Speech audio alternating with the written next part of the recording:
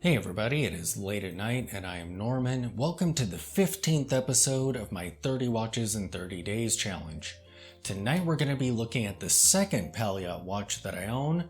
This is the black dial variant and it's beautiful.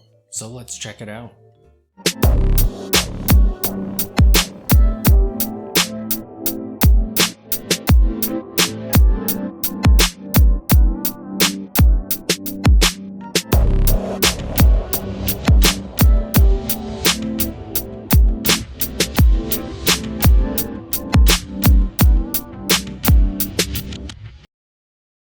And here it is, my vintage watch gateway drug.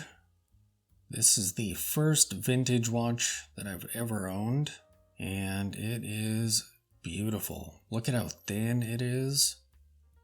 I do actually prefer my silver dial one that I covered a few days ago, but when I'm after a black dial vintage piece, sometimes I'll go for this one. I mean, look at how elegant that looks. The lugs are somewhat utilitarian, kind of Bauhaus-y, but look at the rest of that case. It's just designed to look flat on the wrist. The crown is tiny and terrible to operate, which is rough because this is a manual wind watch. When I wound it up for this video, I was only able to get about 20 turns on that crown before it was full. And it's so stiff it's kind of hard to tell when it's all the way filled up, so not terribly pleasant to wind it.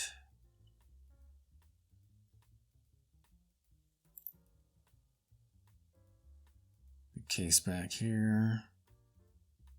I like their case backs, how they're a combination of brushed, where it's going to get scraped up, if anywhere, and then some polishing. And a nice lip there to pop the case back off when you need to. I have this on a great shell Cordovan strap that I found on eBay. I absolutely love the buckle on it. Center bar buckles like this or double-sided buckles are so much fun. I think that might come from my love of swatches and the nostalgia there, but looks so great.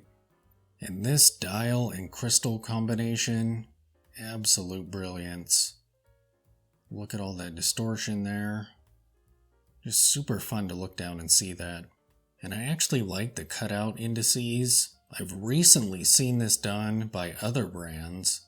Prior to seeing those, the only ones I encountered were the Poljots or other vintage, super affordable Russian watches. And I think these are actually from the 80s. Is my understanding, and likely Franken watches. Someone pointed out that this might actually be a Luch watch, just redialed as a Poljot watch. I'm not sure, and given how affordable these are, and not really a central piece of my collection, I don't know how much I care. Is that sacrilege? Maybe. Unpopular opinion. I like those stick hands on here. Just a great looking watch. This was a good piece to dip my toes in vintage watches.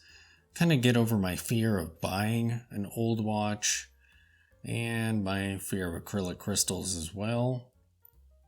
And shortly after I got this, I encountered Poljot, which, as I've mentioned before, is a huge game changer. So when you do get little scratches, you can just buff those out. Big ones, you're in trouble. But I believe these crystals are really easy to have swapped out. I don't have the tools or the skills to do it myself, but I don't think it's terribly expensive to do that. It depends on the watch. For this watch, it would probably be approaching what I paid for it, so that would be a bit steep. But if you like the watch, and you did damage your crystal, you could have it repaired. It's a great looking watch. Alright, so let me take off my Anacar, and we'll see what the Poljot looks like when you're wearing it. And there it is, the one that started it all on my 7-inch wrist. And just look at that.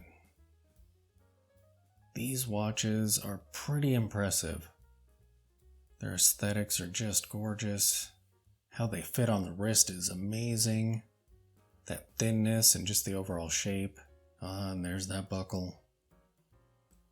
I may have to put this back on the silver dial Poljot because it actually fit that watch even better than this one with all the chrome there.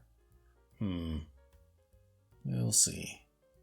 Yeah, that is just classy and brilliant. So there you have it, the first vintage watch that I ever bought. And I just love the way this watch looks. I still wear it every now and then, and it's still running, amazingly. Cheap vintage Russian watches like this are great if you don't want to spend a ton of money, but you do want to experience something vintagey. Thanks for watching.